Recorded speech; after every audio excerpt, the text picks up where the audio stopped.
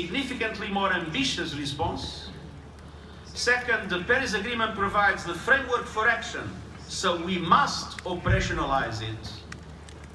Third, we have a collective responsibility to invest in averting global climate chaos, to consolidate the financial commitments made in Paris, and to assist the most vulnerable communities and nations.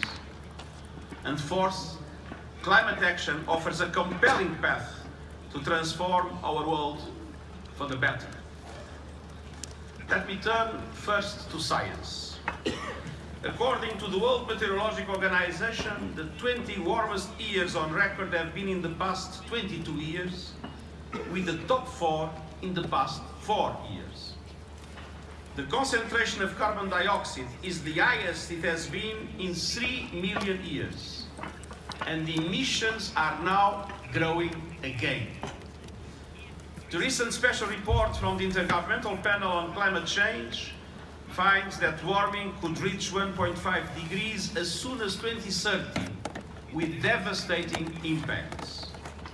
And the latest UN Environment Programme Emissions Gap Report tells us that the current nationally determined contributions under the Paris Agreement will lead to global warming of about 3 degrees by the end of the century. But furthermore, the majority of countries most responsible for greenhouse gas emissions are behind in their efforts to meet their Paris pledges. So it is plain we are way off course. We need more action and more ambition, and we absolutely have to close this emissions gap. If we fail, the Arctic and the Antarctic will continue to melt. Corals will bleach and then die. The oceans will rise. More people will die from air pollution. Water scarcity will plague a significant proportion of humanity, and the cost of disasters will skyrocket. Last year I visited Barbuda and Dominica, which were devastated by hurricanes. The destruction and suffering I saw was heartbreaking. That story is repeated almost daily somewhere in the world. But these emergencies are preventable. Emissions must decline by 45% from 2010 levels to 2030 and be net zero by 2050. Renewable energy will need to supply half to 2/3 of the world's primary energy by 2050, with a corresponding reduction in fossil fuels. In short, we need a complete transformation of our global energy economy, as well as how we manage land and forest resources. And we need to embrace low-carbon, climate-resilient, sustainable development.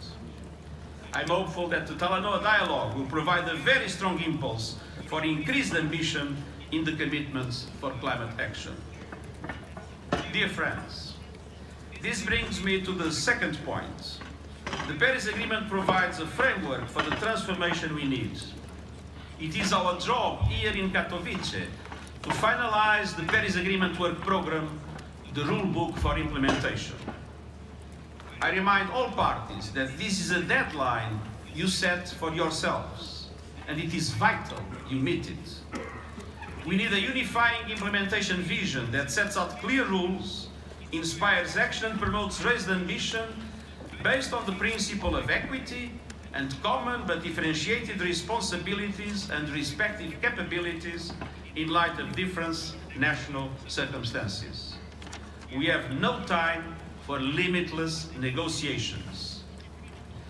A completed work program will unleash the potential of the Paris Agreement. It will build trust and make clear that countries are serious about addressing climate change. Dear friends, this brings me to my third point, the central importance of finance and investment. We need concerted resource mobilization and investment to successfully combat climate change.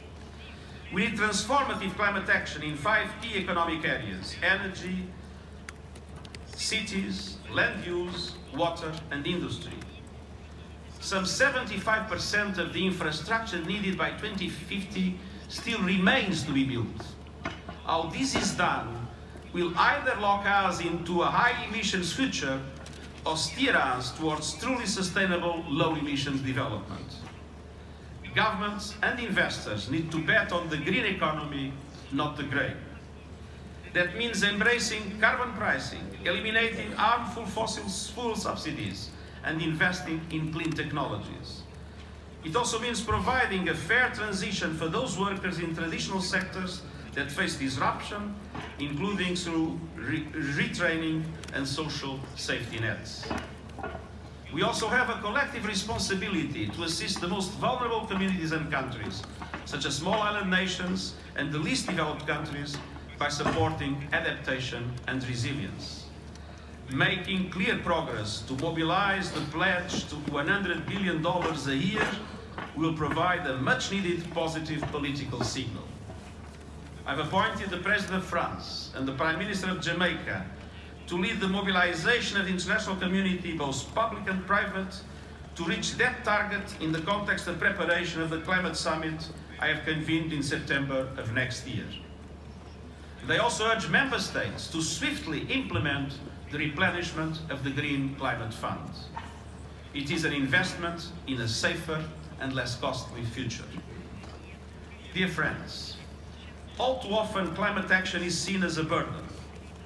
My fourth point is this: decided climate action today is our chance to right our ship and set a course for a better future for all. We have the knowledge. Many technological solutions are already viable and affordable. Cities, regions, civil society, and the business community around the world are moving ahead. What we need is more political will and more far-sighted leadership. And this is the challenge on which these generation leaders will be judged.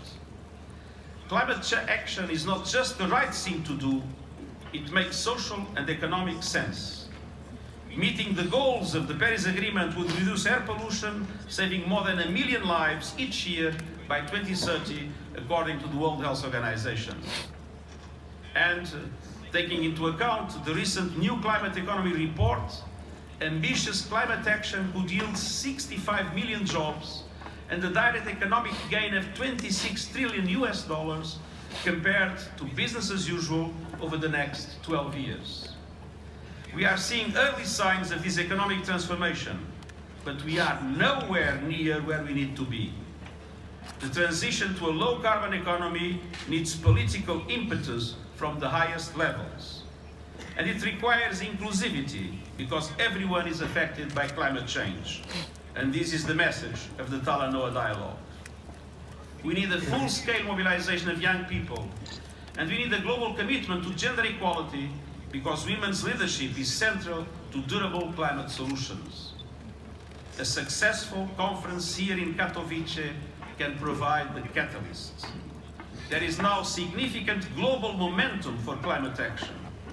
It has galvanized private business and investors around the world, while cities and regional governments are also showing that ambitious climate action is possible and desirable.